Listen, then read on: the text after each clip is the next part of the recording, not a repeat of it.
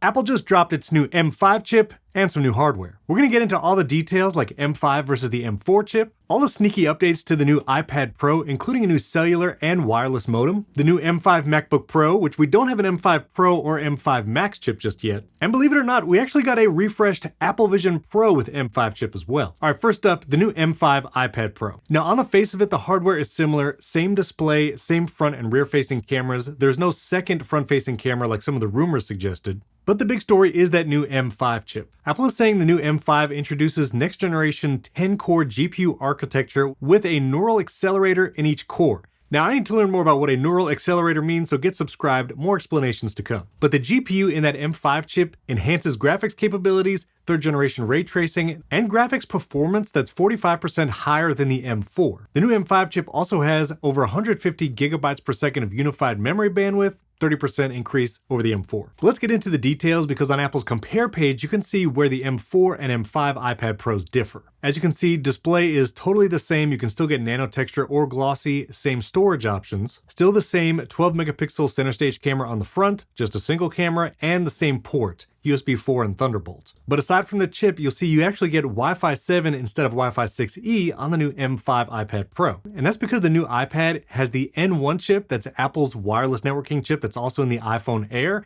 And if you get the cellular model of the new M5 iPad Pro, it has the new C1X modem. That likely means you'll get better battery life on cellular connectivity with the C1X, and Apple is saying also 50% faster cellular data with this new chip. Apple also says this iPad Pro now supports fast charging, enabling up to 50% charge in around 30 minutes. That's using Apple's new 40-watt dynamic power adapter. I imagine if you have a big power brick like a 140-watt Anker, that it should fast charge the new iPad Pro too, but I'll test that as soon as I can. You'll see down in the chip differences that there's that neural accelerator on every core with the new M5 chip. There's that faster charging just on the new M5 model. And because of that N1 chip, which also includes Bluetooth, you do get Bluetooth 6 instead of 5.3 on the new model. Still no mmWave, but the M4 iPad Pro didn't have that either. So depending on your use cases for the iPad Pro, if you do lots of graphics intensive things or AI tasks, which I do transcribe using the app Transcriptionist on my iPad, that M5 might see some benefits, but I'll have to try it out to see if the upgrade is worth it over the M4. iPad Pro still starts at $999 for the 11-inch, $1299 for the 13-inch, and if you wanted to max that out with 2 terabytes of storage and nano textured glass, that's a $2,600 iPad. Alongside the new iPad Pro, there's also an M5 MacBook Pro,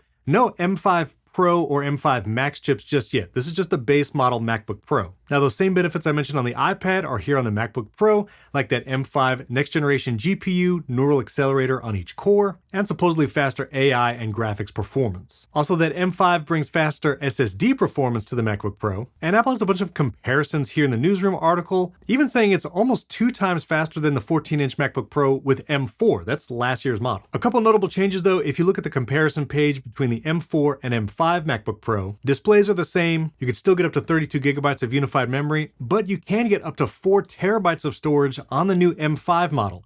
Previously, the M4 maxed out at 2 terabytes. Under the compute section, you'll see those neural accelerators, same display technology, brightness, and all of that M4 to M5 models. And under wireless, we actually see no change. So the new M5 MacBook Pro is not using that new N1 chip for Wi-Fi and Bluetooth. And no, we still don't have cellular Macs, which would be great if you put that C1X in a MacBook. Just saying. The new M5 MacBook Pro still starts at $1,599. You get 16 gigs of memory, 512 SSD storage. And if you wanted to max it out with a nano texture display, 32 gigs of memory, and that 4 terabyte SSD storage, then you're looking at about $3,300. And the third product Apple announced today is the M5 Apple Vision Pro. So a couple slight upgrades here. Obviously the new chip, faster performance. Apple does say the new chip allows for 120 Hz refresh rate on those displays. The original Apple Vision Pro, which had an M2 chip, it maxed out at 100 Hz. So you do get faster refresh rate on this new Apple Vision Pro. That will also come in handy with the Mac Virtual Display. And Apple's saying there's a new high performance battery that supports up to 2.5 hours of general use,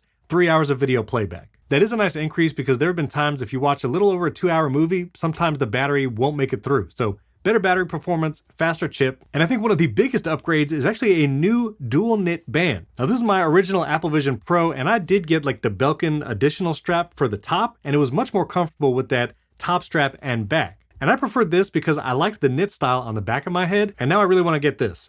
The dual knit strap is not available to purchase separately right now in the Apple Store. Hopefully that's coming soon. But that's everything Apple announced today, and get subscribed and hit that like button because as these devices get in hand, I'll do some testing and let you know exactly how much better or how big those upgrades are from the previous models. If you have any questions, drop them in the comments below. I'll put my latest video on Apple Intelligence shortcuts right up here, and one that YouTube thinks you'll really like up here. Thanks for watching. I'll catch you next time.